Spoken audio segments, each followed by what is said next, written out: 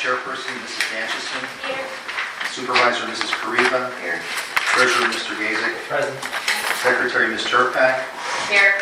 Solicitor, Mr. Karpovich. Present. Engineer, Mr. Yanussi. Here. At this time, we will open the floor to public participation on agenda and non-agenda items, please. Yes, please state your name for the record. Joanna Shovlin, I'm the chair of the Community Township Zoning Board. There will be no meeting this month. We have nothing on the agenda. There is a meeting scheduled for June. Thank you.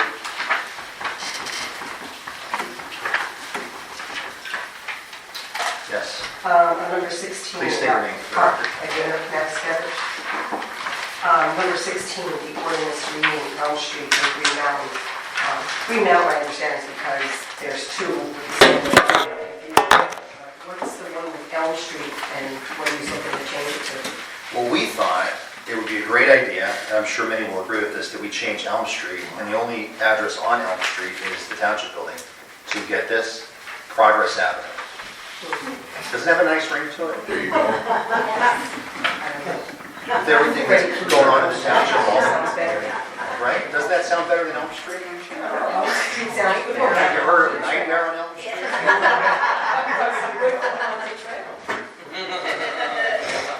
So that won't affect any residents, it'll only affect the Township Building.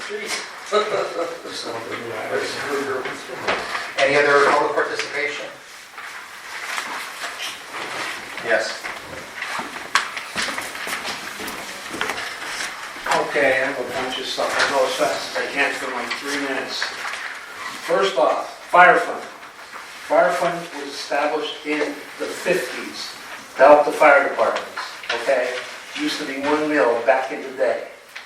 We've been reassessed twice. When they cut the milling down, it was down to 0.033 mils. It's not the fire department's fault that there's an industrial park out there that pays 60% of the taxes to this township. It's not the fire company's fault that there's Eagle Rock, which pays another 20% to the township, which is 80% of your budget, okay?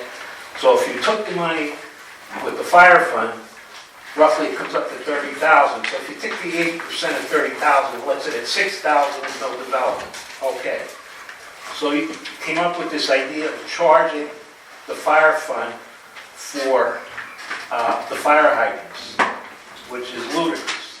We did some checking, nowhere in the whole area does the fire department pay for fire hydrants.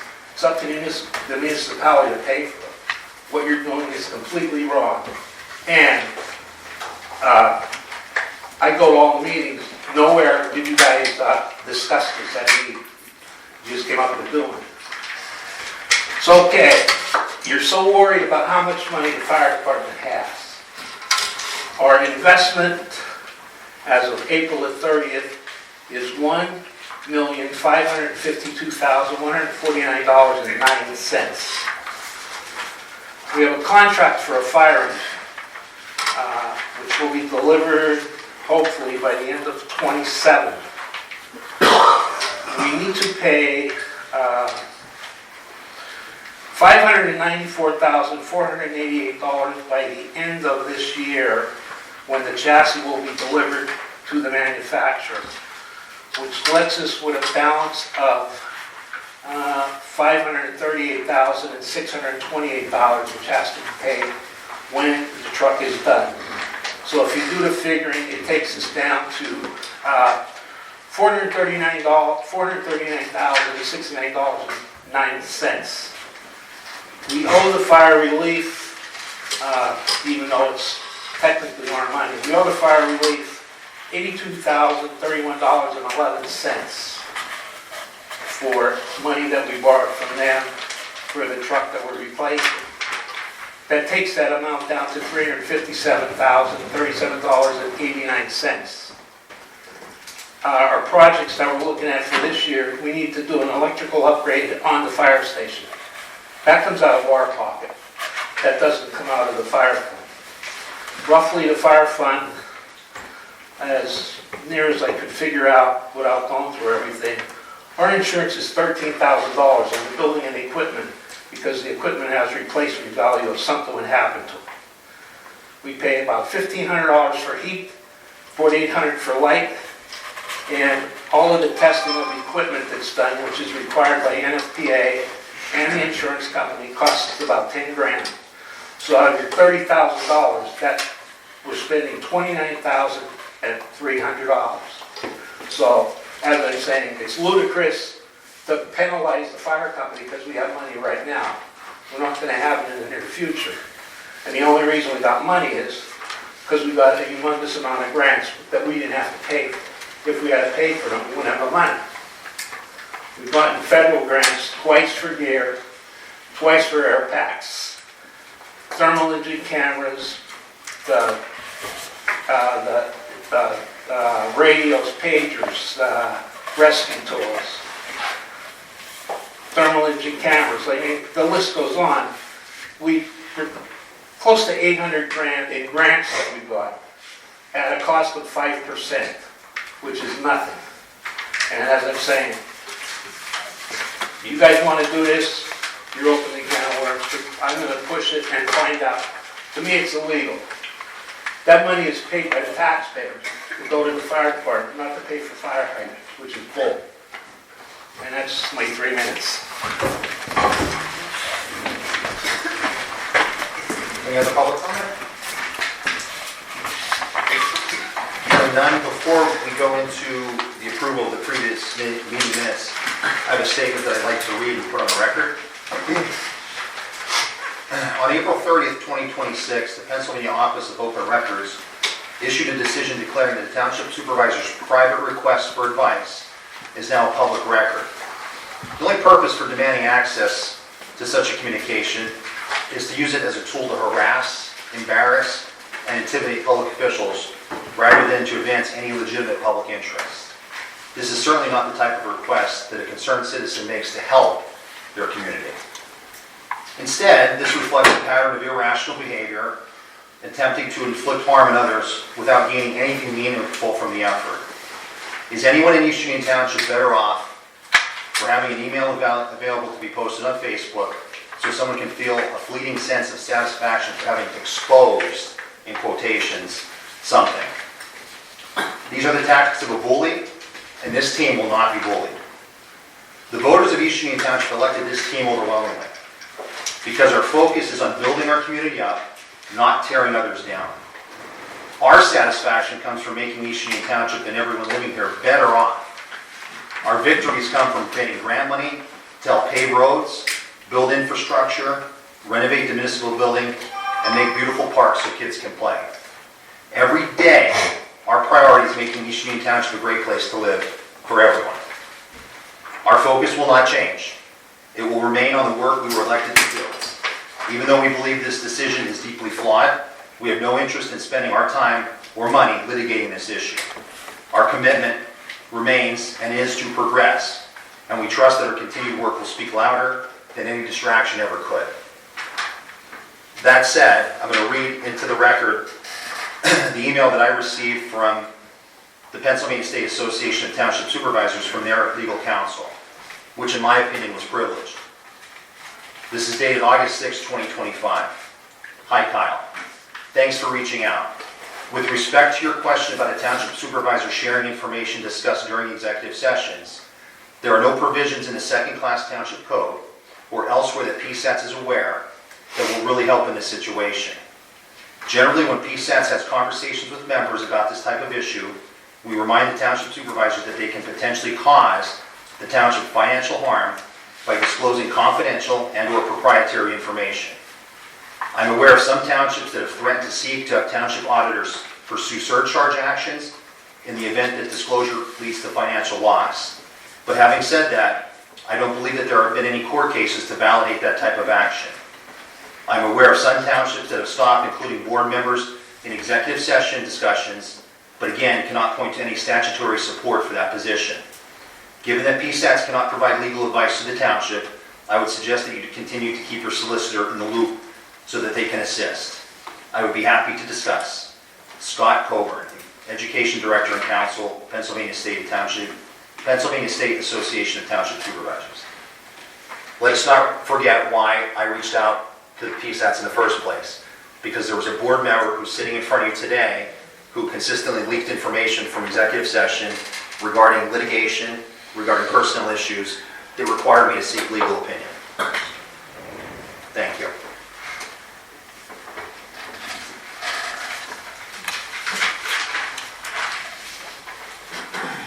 I'll ask the board for a motion to approve the April 2026 regular meeting minutes that were circulated via email, also printed for tonight's meeting.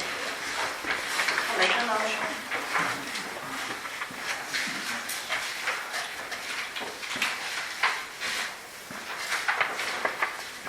I'll second it. On the question, Mumi, aye. Anderson? Briva? Aye. Motion carries. Next, we'll move into the treasurer's report. Mr. Geisig? All right, thank you. This is the treasurer's report for April. The beginning balance is of April 1st through 26th in the general fund was $133,863.55. And we've got $64,490.30 in taxes and other deposits. Paid $22,860.24 in bills, $25,427.75 in payroll. We had a surplus this month, April and May are wonderful months, $16,202.31 for an ending balance of $150,065.86 in the general fund. Light funds started with $13,302.65, took in $9,585.01, paid $2,810.31, ended with $20,077.35. Fire fund started with $6,730.76, took in $9,584.74, $323.44, ended with $15,992.06. Zoning fund started with $74,497.68, took in $11,110.72 in permits and hearing fees, paid $5,907.42, ended with $79,700.98. The LSD fund started with $54,763.94, took in $53.19, ended with $54,817.13. In our liquid fuels fund, we started with $76,484.56, got $3.11 in interest, paid $1,929.64, ended with $74,558.03. Our recreation fund, we started $1,948.01, we got 2 cents in interest, and ended with $1,948.03. In both the fire escrow and PIV accounts, there was no activity. Fire escrow ending at $549.50 and $100 in the PIV account. And I guess this will go a good segue into the liquid fuels monitoring review recommendations. So this is item number 2 on the agenda. And the liquid fuels came in and they did their sort of annual evaluation of where everything's at. And they kind of came up with 2 recommendations. The first was the project completion report for the Ronnie Folk paving. They asked if we follow up about that. So I believe that we completed that, but it's still in the grander PIV scheme, because this is the one that we're waiting for the PIV loan proceeds to do. So I don't know if we need more information on that to complete it, or where that's at. So maybe that'll be the engineer's report. And then the other thing they said for liquid fuels was that they're looking for certificates of deposit. I said that we would be spending that money in the future, so I'm not sure if we want to tie it up with a CD, but that is one thing that the representative from PennDOT said, that he's looking for a little bit more interest in the account. So I said that I would mention it and bring it up and get your thoughts. So I don't know what your thoughts are on that. Some short term. Okay. Is there something we can invest in that we can pull from frequently, like a money market account? Okay. I could look into that for a governmental. I wonder if we could put it into, do we want to stay at Northwest Bank, or do we want to put it into a money market? If they're like Pliget or some of those higher. I have some rate probably. Okay. But if it's not too much difficult, Mike, right? Okay. What do you guys think? I guess see what the options are. As long as we have access to it, I think that would be good. Okay, so I'll come up with some options for the next meeting. Okay. Then we could go into the grants in the budget review. So for the PIV financing, so far to date, we spent $320,376.51 on the paving projects that are coming back to the PID funds. Now, the PID just sent us the last form that they said they needed last week. So we have that for signature now. They wanted a paper saying that we, comply with prevailing labor and all those rates on the projects. So we're getting that signed and sent back to them, and then they should be able to release the money. The impression that we got from them is that they don't release it in dribbles like other grants. As we spend it, they're going to release it all at once. So my thoughts are they're going to release the $650,000 all at once when they get this last certification approval. So we will have, in the liquid fuels fund then, we owe the liquid fuels fund back $148,000. We have a current allocation that's going to be coming in at $77,000. We're going to have PID money left. So I did the calculations for what we could spend going forward, and we'll have $630,000 to spend on current road projects after reimbursing our general fund for capital we loaned out before. So I'm not sure how that, if we need a work session or something, if we wanted to talk about it more. But Say that number again. yeah, $630,000 in liquid fuels / PID monies to invest in road projects. So I know there's one that's kind of still in the process of being done that we were talking about from last year. Second Boulevard. Mm-hmm. Did you hear about the grant? No.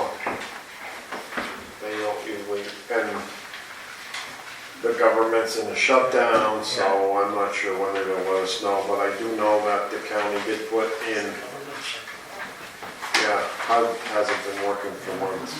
I don't know. So, Immigration stuff, right? I know Second Boulevard did get an allocation from the county, however, the county can't allocate the money until they get it from the federal government, So the county did allocate for, Yeah, they did, yes. do you remember how much? Off the Yeah, top of like your head? 80-some thousand, yeah, that's 85 or great. something. Yeah, That's wonderful. yeah. So, That'll help a lot. And then we can have some good developments with the park, because I have the park is $25,000 of the grant money that's receivable to us, if I'm correct on that one here. And then the comprehensive plan, which Joanna's been working really hard on, and we just got all the survey responses back at the end of April. We're owed $19,000 for our work with that plan. So we essentially have a lot of funds coming back to us that are just out for now that we've advanced.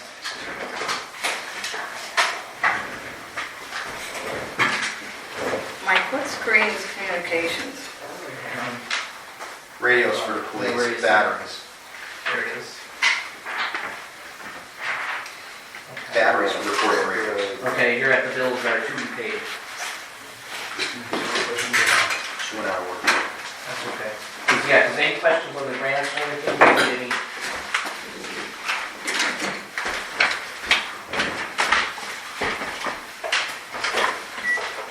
The bills, I think the bills are kind of standard. We're renewing our PO bond. There's a bill from Ron Troy Asphalt Paving to be paid here.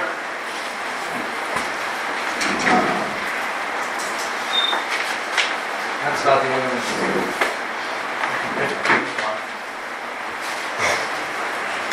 We bought, All the sign, yeah.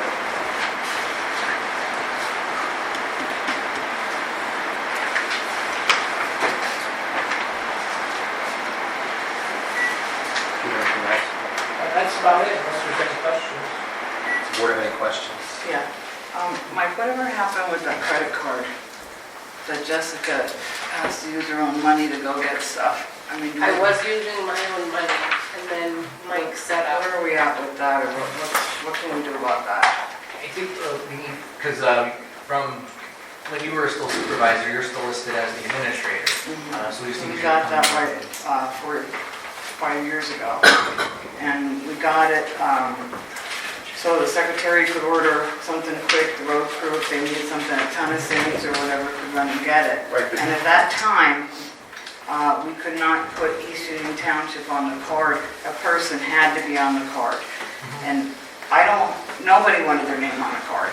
but I was the chairman, so I put my name on the card. Right. I don't think I even saw the card. I don't know where it is. I don't know anything about the card. But I'd like to resolve that because my name is still on that card. I don't want my name on the card because I don't even know the card. This was discussed via email multiple times. Like You were once instructed and to come once up and here once and and help once. him. The only person the bank is going to talk to is you because your name's on the card. Okay? Don't Wait, talk now to I'm me like talking. that. Don't talk to me like I that. didn't finish talking. You were instructed on what to do. You refused to come up here to take your name off the card. And then Jessica, you're going to how come to a many meeting times and did I then say complain when will that your name's on the somebody come card. Because it's not just me. Mike was to come up. It's not just me to take the. You card. have to call the bank to get your name off the card. They're not going to talk to Mike. He explained that in email. Did you not? Yeah. We were all in the email. Well, I thought we all were going to need to discuss it. I So thought it Mike would had to be have here. to be, but before that happens, Because we we don't have even have to, the card. we have to decide. The card's here. Where is it? She has it. The card's here. I don't have the card. She doesn't have the card. I don't have the card. That's what number do you even call? Mike has She it. has the credit card number. It's on, It's on, if they, It's on the yeah, they make it. That's why I was going to meet Mike to see the paperwork to get the phone number. Mike printed statements that I have, with the information on it for you. To call. Yeah. So if you want to come up, I mean, I don't this know, isn't- Mike, do you need to be here or could she? But the administrator on the card is Jill, so they're the bank only needs to talk to Jill. Okay. I could be here to lend my support. Oh, no, as long as I can call, but Yeah. didn't know we had a number. But then who resumes the card? Yeah, that's the thing. Who? nobody, we're starting a whole new process. Yes. Okay. And there are options that are out there that I was able to make a little bit of headway with that. Because all the banks want a social security number in connection with the cards. That's any of them, any of them. But there is a service that will do it without getting a social security number essentially and having a person, but they want like bank statements and everything. And I don't know how comfortable you were with having bank statements uploaded to, a place, even though they're technically public record. So anybody could see a bank statement from here, but it's just what you guys feel is the right way to go about that.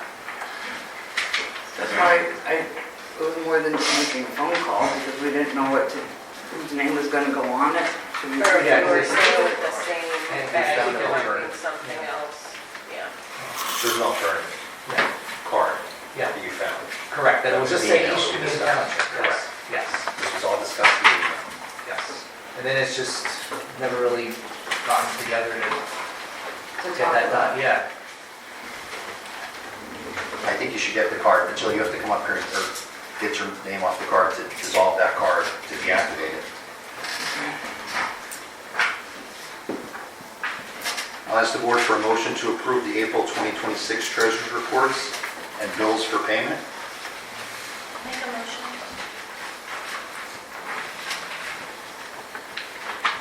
I'll second it. On the question, Boomy, aye. Danchison, Aye. Kariba, Aye. motion carries. Mike, you have nothing else, correct? Nothing else. Okay. Next, we'll move into the engineer's report. Mr. Unuzi. Good evening. I do want to report that DCNR did approve the final inspection of the American Legion Park. They said it was very nice, great work by the township. They were very impressed with everything that was done and the way it looks. So, great job, and we'll be getting a reimbursement from that soon. As soon as we're going to put together some paperwork and then I'll upload it. Okay, now there was also a few roads that were asked to be studied at the last meeting. And I did study Cemetery Road, West Pine Street, West Market Street, Brandon Street, Oak Street, Feeneyville Road, and Cranberry Alley. I inspected them based on their condition, their deterioration and safety. And those 7 streets that I did review, I did recommend for they to be posted. And that would require a township ordinance to post those roads and then enforce them. And also in the report, I did say to keep the other 8 roads posted as is. So you would have a total of 15 posted roads. Yeah, you can. Thank you. You want me to sign it? Already You did. want me to sign it? Already did. Okay. That's great.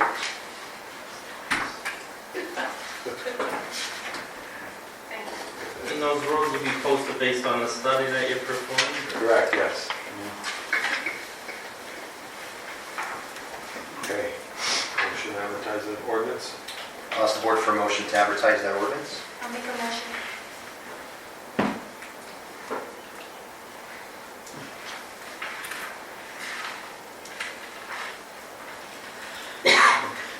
I'll second it. On the question, Booming, aye. Danchison, Aye. Kariba, No.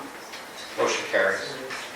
Okay, next item, DCNR, or excuse me, the state is, the grant window is now open for the Greenways Trails and Recreation Program grants.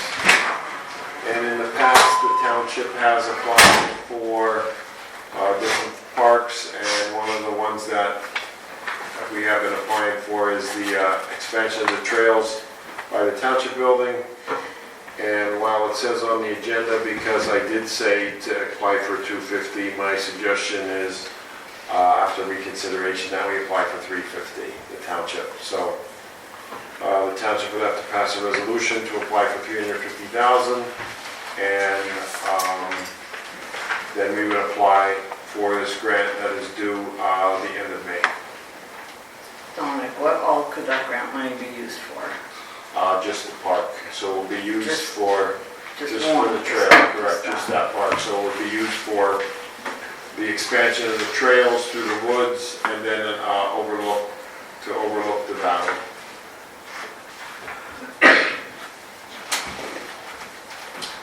I'll ask the board for a motion to approve resolution 5-11-2026-01 to apply for CTRP grant in the amount of $350,000 for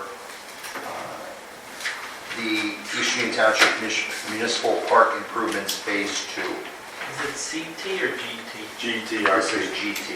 Yeah, Did I say C? You said C. That's okay. My apologies. Okay, but no, I was confused. I didn't know if it was Greenway or community. GTRP grant. Is there a motion? I'll make a motion. No, but it would never, you think we could do all that for just that, for that amount of money? Yes, just a trail and an overlook, yeah. Didn't we have a grant like this before? Because everything always gets. Well, we do have a trail and overlook, right? But that's where it came from last time. Yeah. So if you do it in phases, you can gradually expand within reason, right? Yeah, correct, yeah. They're not going to give you all the money at once, you do it. Yeah, so we're going for the 350, correct, yeah. How many linear feet of trail you think we could get for 250? Over 1,000. I don't know the exact number off the top of my head, Donnie, but 350 is a reasonable amount to apply for. Okay, it says 250 on the agenda list. I know, yeah, so I request that they update it to 350. Okay. There's a motion on the floor, is there a second? I'll second it. On the question, Mumi, aye. Danchison, Aye. Kariba, No. motion carries. That's it.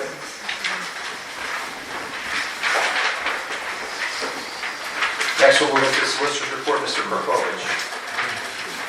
Thank you, Mr. Chair. A couple issues. One is, we have a resolution to establish a permit fee. It's not a permit fee, it's a permit application fee.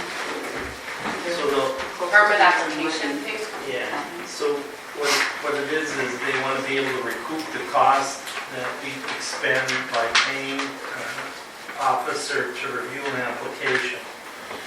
Because if you deny the permit application and they don't get a permit, we still pay to have them review the permit, but yet the permit is an issue, so it's not a permit fee, it's an application review fee. So it's an administrative application review fee. We also wanted to include an inquiry fee, but I discouraged that because I don't think they should be doing inquiries, informal inquiries, because what happens is there could be a miscommunication or misunderstanding, and then somebody relies on that miscommunication and misunderstanding and creates a hardship. So So to avoid that, what I told the zoning officer is direct them to the zoning ordinance and zoning map, let them make their own determinations. And then if they want official determination, the MPC, they can either request a preliminary opinion, which is a more structured approval determination process. Or they could file a formal application and let the zoning officer make a determination, which is what they should be doing, so it's all in writing. And the officer is making the determination, has the sufficient amount of information to make that determination, and they're not making any assumptions that turn out to be incorrect. Especially lots of times those inquiries involve people who are thinking about buying a piece of property. If they get the wrong information to purchase the property, then they have a piece of property relied on incorrect information, and they're saying they have hardship. So to avoid that, I told them I discourage inquiry fees, and I told them that they need to do a permit application fee. $50. Yeah, good. Can I ask you a question? Yeah. So our residents here are gonna have to pay just to apply for a permit, and then they're gonna have to pay for the permit. And what if you don't get the permit? That's what the $50 covers. You don't get your money back. It's the review. Mhm. And then when they do pay for a permit, they're getting a permit, and then included in that permit fee are inspection. So it's more like the administrative costs involved with doing the administrative work in the beginning to review an application. That's the recommendation of the advance codes. So if the board wants to adopt that fee, you're free to do so. There is a resolution in front of you to do it. If you're not, you're going to have to, that's their recommendation. Do we need to update the fee schedule then to reflect that? Yeah, so when you do the amendment to the permit fee, what I'm going to do is you'll sign that resolution, but then I'm going to take that chart, because we have a nice schedule. Okay. I'll ask the board for a motion to approve Resolution 5-11-2026-02 to establish a permit application fee of $50. I'll make a motion.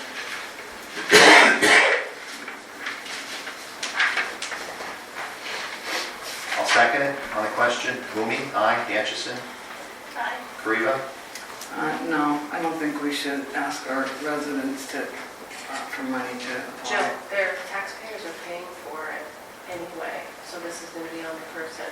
I know, Who's I know. applying for it, right? Yeah. Motion carries. The other thing is, I mean, it's not under my report, it's under new business discussion on bonding fee.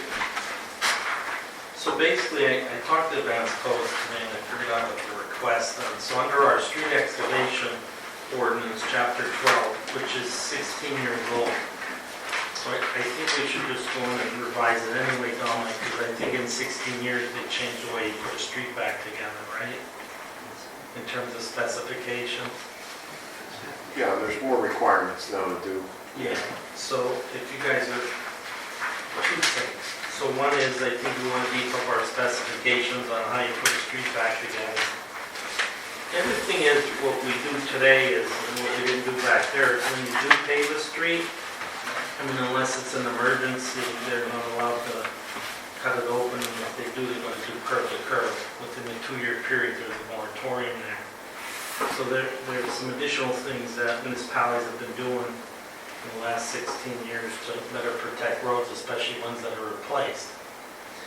But this particular ordinance, in terms of the bonding, one thing is bonding. So when the utility comes in and cut your road, and to ensure they put it back, they make them post a bond. Well, in our ordinance, it says that the engineer supervisors, at their discretion, may require a performance bond condition upon approval of the permit act. Instead of taking that discretion, because there's two discretionary things. One is whether or not it needs a bond, and two, if it does need a bond, what form of bond, and three, what amount of bond. So to avoid all that, came up with a schedule with certain requirements for different types of bonds and the amounts that would be required. Utility pole installation or replacement, and there's no pay cut, it's $10,000 per pole, maximum of $100,000 per permit. That's their bonding, not the fee they pay us. They post that, they do all the work right, they get it back. It's just to ensure that they're going to do the work, under our ordinance and do it in accordance with our specifications. Directional boards, that's where today they did bore under a road instead of cut a road if they could, but that could ruin the integrity of the road depending on the way in which they do it. 100,000 per pour and per crossing. Emergency utility cuts 10,000 minimum engineering increase post-event, which I want to add to that, make it 100% of the restoration costs. So whatever the restoration costs are, like we do on our subdivision land development, we should do for bonding. They should submit with the cost of the work, and then the bond should be based on 110% of that cost. Because, you know, if they're spending that to do it, we should ask for at least 110% to have them replace it. So it should be less than the cost to do it, because the cost of replacing it should be at least the cost of what they did to do it. So it needs a little, there's a couple more scenarios we gotta build on. But as long as you guys are okay with it, I think Dominic helps me with the specs. We'll revamp part 2, chapter 12, and we'll use today's specifications. And back here talked about, you know, if they cut it's only 3 feet from the cut unless it's close to the curb. In certain situations, you can almost make a cut curb to curb. Because when you put a new road in, and you want to cut the trench box, and it looks like hell, it's never the same. And there's a lot of them on that. There's quite a So we'd like to update it. We can update our application. We could set specific bonding amounts, so it takes it discretion away from everybody. Puts everybody on an even playing field with an objective standard, so it's not subject to challenge.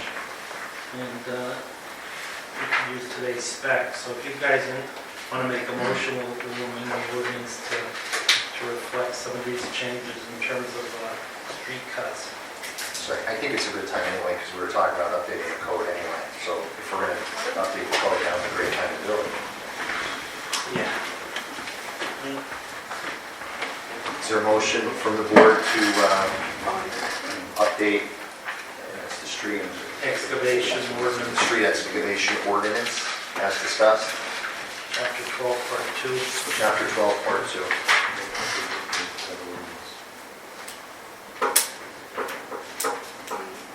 I'll make a motion.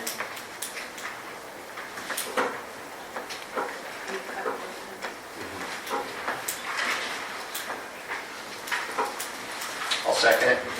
On the question, Mumi, aye. Dancherson, Aye. Grieva, Aye. motion carries. Call that for everybody order. Thank you. Next, we'll move into the road report. Mr. Dancherson. Good evening, everyone.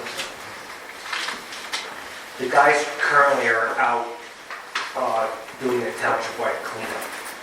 Wendy and I went to visit them a few times. They were over in Oneida and Eagle Rock. I think, Wendy, am I correct that they finished? Oneida and Eagle Rock will finish today. We'll finish my sentence. Thank you. I don't know, I forget where they go next. Shepton. Shepton and then Shepton and Cove. They're doing a great job. They've been mowing grass, picking up garbage. They did a substantial amount of potholes in the industrial park because Wendy has been getting weekly calls from the plant managers and Kyle about the potholes, which their trucks create, but they want to bitch at us. That's true. But Lewis mostly by himself got hot patch and went up there, and Wendy and I told him exactly how we wanted it and improved it for now.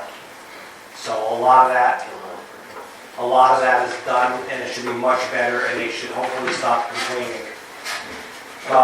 Lewis fixed the sinkhole in front of the post office. Wendy and I had a meeting with Lewis, discussed how to do it with Dominic, and it's done. He had to replace a drain box crate up in the industrial park. Everybody's aware of that. That's done. Great. They're doing a township-wide cleanup, which I mentioned, and they've been really prepping our parks downtown, and they look great.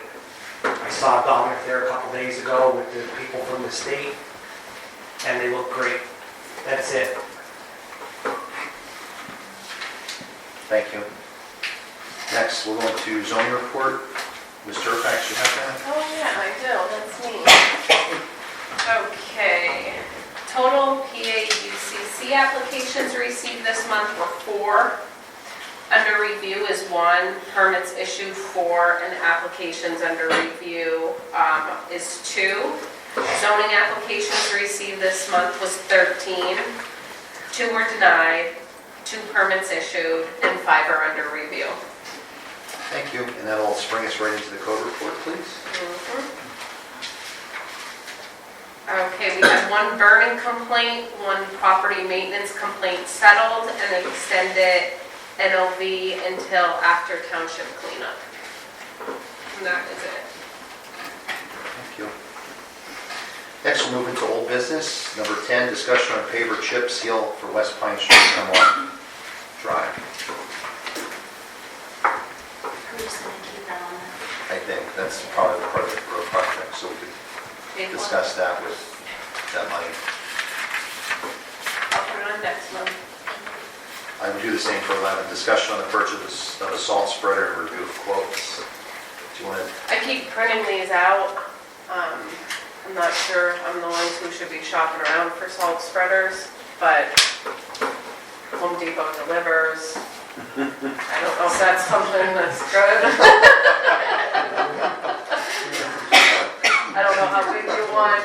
I don't know if you like plastic or stainless steel, so, yeah.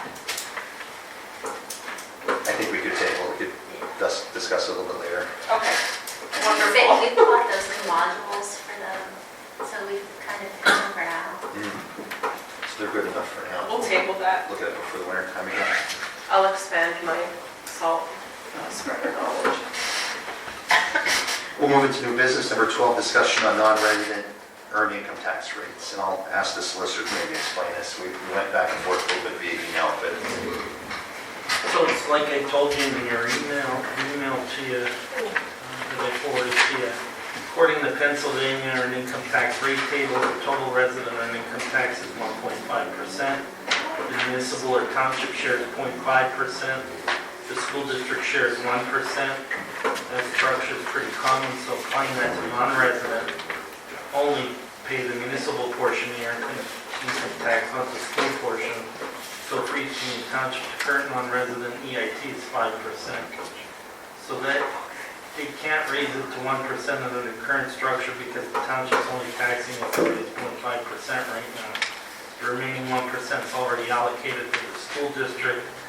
Make a non-resident rate of 1%, the township would have to increase its municipal share from 5 to 1, and either reduce the school share or otherwise stay within the legal limits.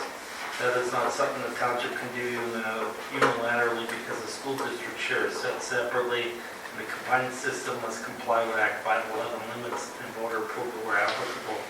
The way that these municipalities are getting around it is they're changing the form of government and they're going to a charter form. And then if you do that, you're not subject to the state regulations. And when you're not subject to state regulation under a certain form of government, it allows for an increase in their income tax and reduction of the property tax.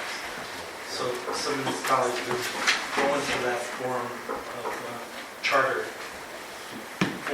so that they could tax the people who earn as opposed to the people that own.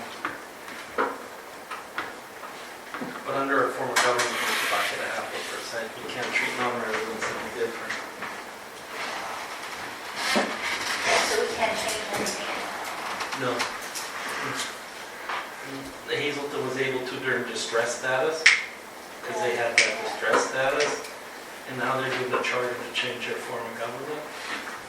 And if they do that, part of the reason behind doing that is so they can increase their income tax and reduce property tax, in addition to other things.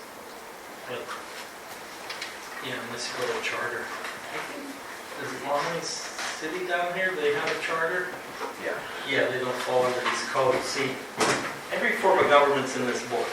In this book, pretty much, when the state tells you here's the form of government, you're stuck with following the laws in that form of government. But if you're going to change your form of government by charter, then these regulations don't apply, and ones you write apply, and then the voters vote on them. So, Do you want to do that?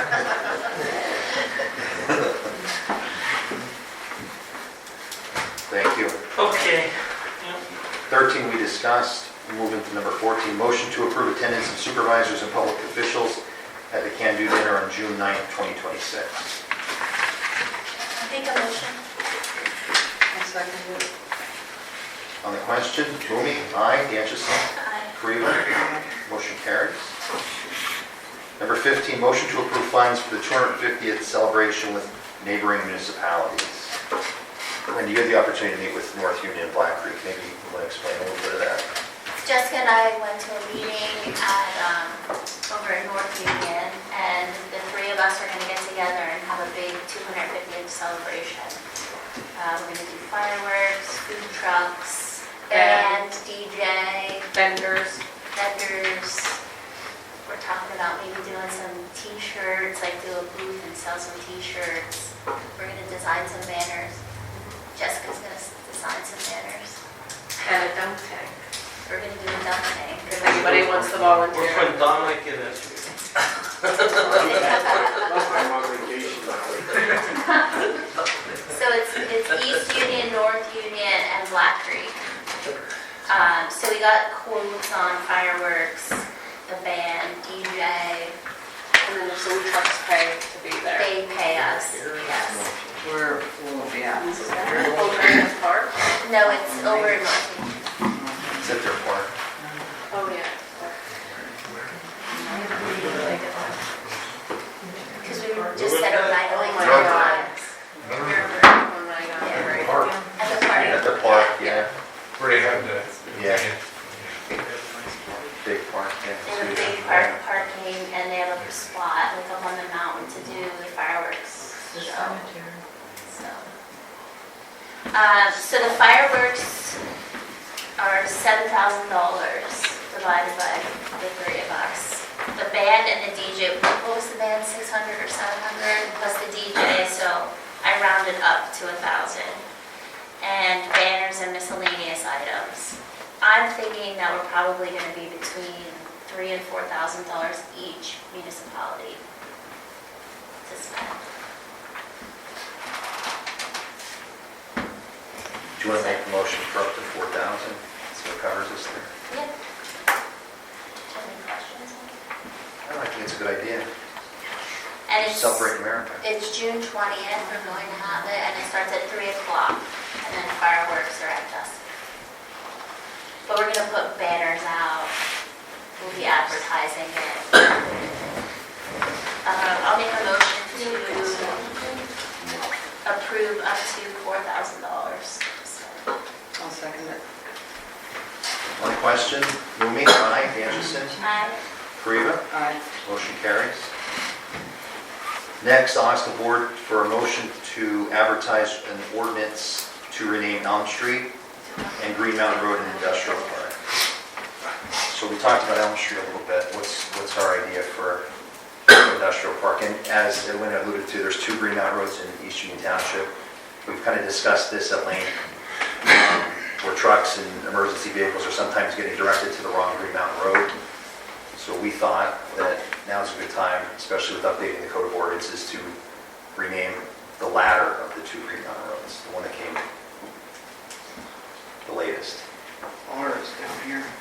No, the industrial park. Remember we talked about this a couple years ago, right after they did it, because it was such a confusion for EMS and everything. I remember I'm not being negative, I'm just saying the facts, like with GPS and all, it's a big deal of changing the streets. Well, it is, but I think it's a bigger deal having 2 streets with the same name, because they still get it wrong. The problem is they're all gonna have to change their addresses for billing, for invoicing, for vendors, so even if you change, and I think the sentiment was to change the Green Mountain for the out-of-town users, and have the residents not have to go through that burden. So if you do it as part of the ordinance, you should give them like, we should do it and make it effective like January 1 of next year. So they have 6 months to notify whoever they have to notify, because you gotta change billing addresses, and it's a lot of work. And do they have to do it? Well, if we change the road names, Yes, the people roads wanna change. know. yeah. I remember it was like a really a big fight last time. I agree, and they were resistant because there's a lot of work They have involved, to but change I think public safety trumps everything. I just think it's, you know, we've debated this before, I think that having 2 street names that are the same are problematic, so. So Wendy, do you have an idea of what we should change that name to? I do. I can't wait, this is gonna be great. People waving their hands though. Maybe we should do something. I would like to rename it Hang on. to Representative Dane Watchrow Boulevard. That's what I would like to do. I think it's a great idea. He's done so much for this community, he's been a good partner and a good friend, so I think we're thinking of a better name than that. Do I you mean, have a question? anytime we ever call him and ask him to help us, we just had to call him and ask him to help us with something that didn't even have to do with East Union or his district. Garbage dumping on the way to Shenandoah, I'm sure everybody has seen it. I have contacted PennDOT now for 2 years to ask them to help us with that garbage, and they refuse to help us. We called North Union, we called solicitors, we got on the agenda. I mean, we've done so many things. We picked up the phone, we called Dane, and we said, can you please help us? It's not even his district. Within 2 weeks, done. We're gonna get trail cameras through PennDOT. I'm gonna try to get them up there so people are deterred from the dumping, hopefully. But just anything for his community, it doesn't matter if it's his district or not, he's always there to help us. So, that's my idea. I think it's a great idea. Other questions? Go ahead, Dave. What I was gonna say is, I just ran in that today when I called 911, when they ripped all our wires down with the farm tractor. Yes. And when I was on the phone with them, I had explained that it's the residential Green Mountain and not the industrial Green Mountain, because they were confused. Called That's a great- 911, they're confused. That's a great example, Dave. That's- yeah, perfect. Yes. Okay, on the numbers, the industrial park numbers are supposedly supposed to be under 100, just double-digit numbers like 69, 59, whatever. And the comm center is supposed to know that. That's the comm center's fault if they were telling him they don't know where it's at. All of the numbers on Green Mountain Road or Brandville are 3-digit numbers. The numbers in the industrial park are 2-digit numbers. The comm center should know that. But the biggest violations are from the plants.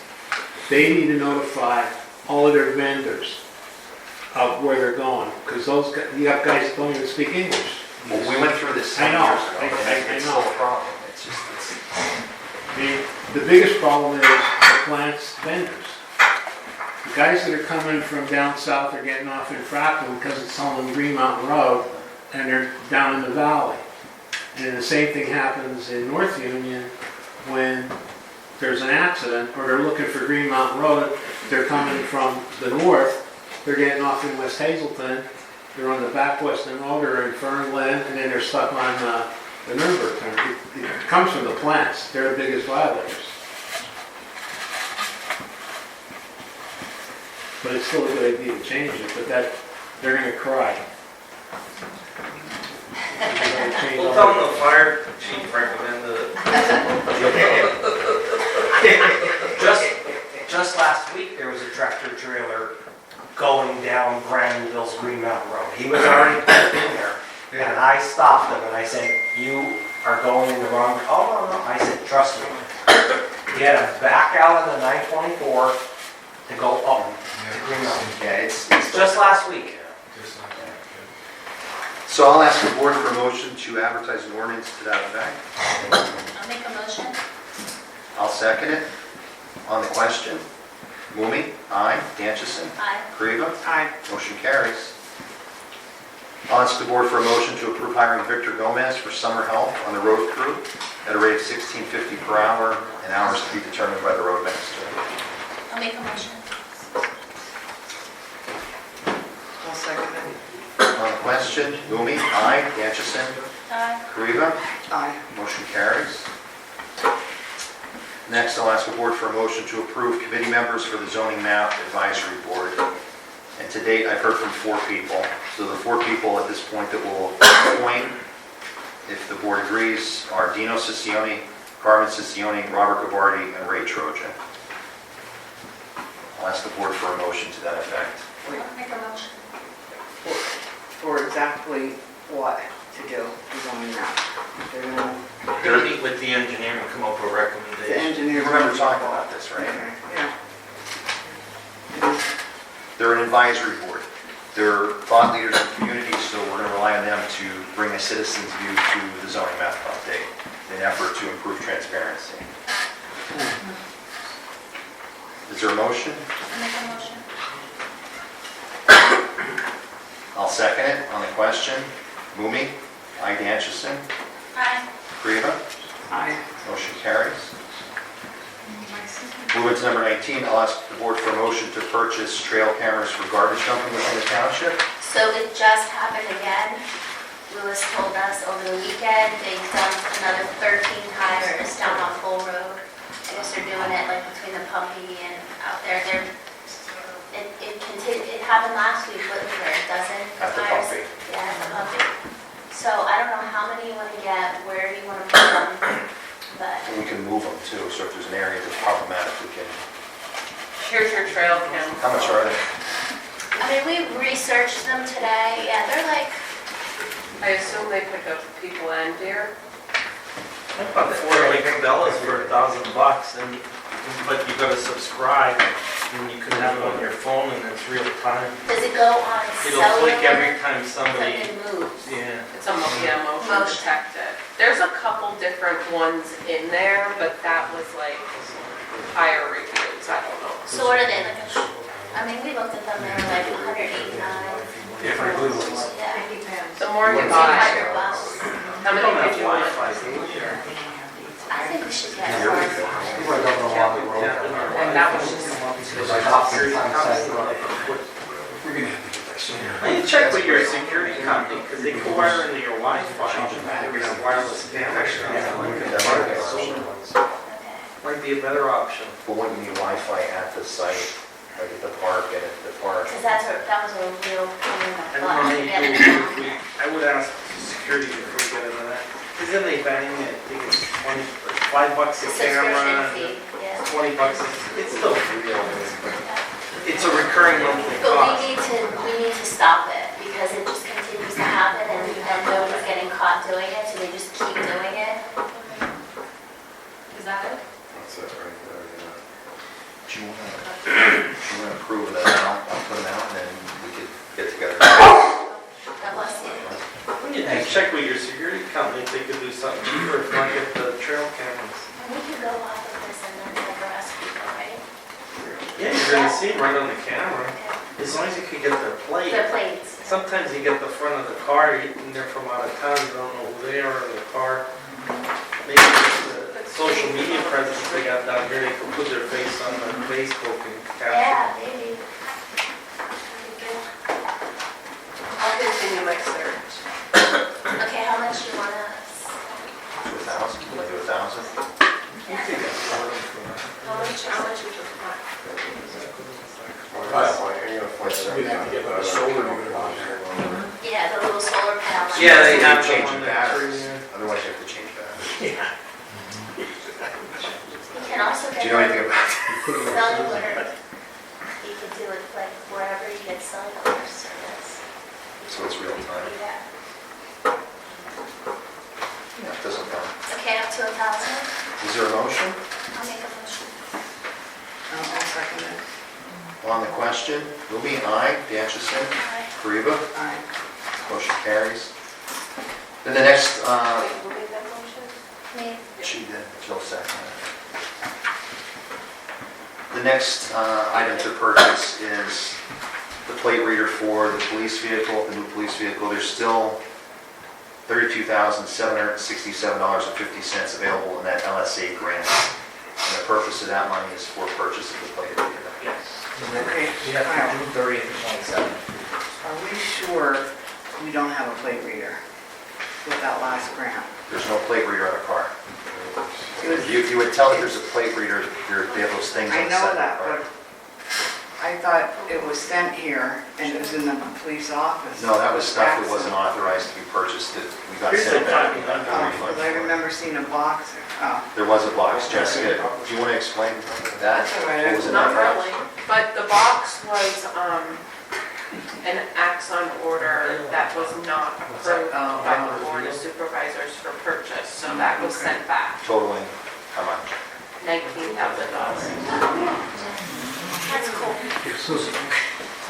And Jessica worked very diligently to get the company to Take take it all back. Yeah, they took it all back and we had done all of the 19,000. Do you have a quote for a plate reader at all? So I contacted Axon and he said that, he would go over everything with me. It comes out to about $2,400 per year, which includes hardware, storage, install, and warranty. And this is from Axon. is that for the actual reader? That's for the plate reader, yes.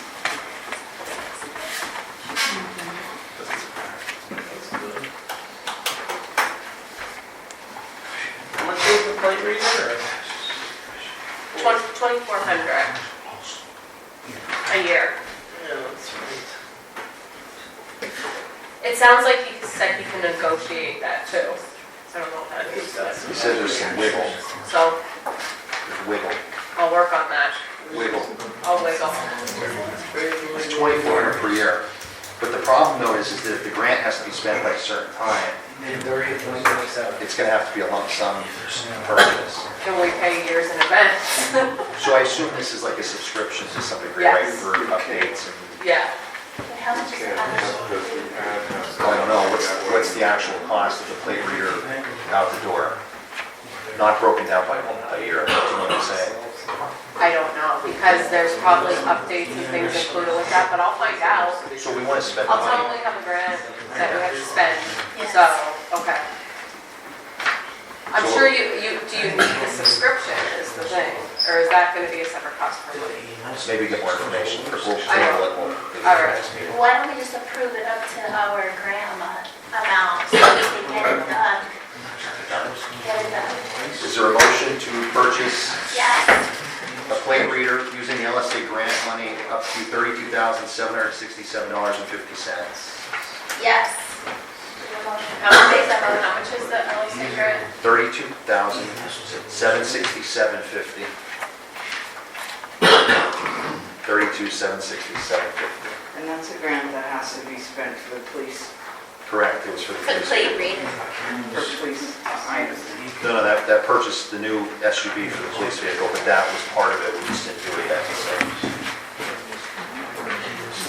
Is there a second?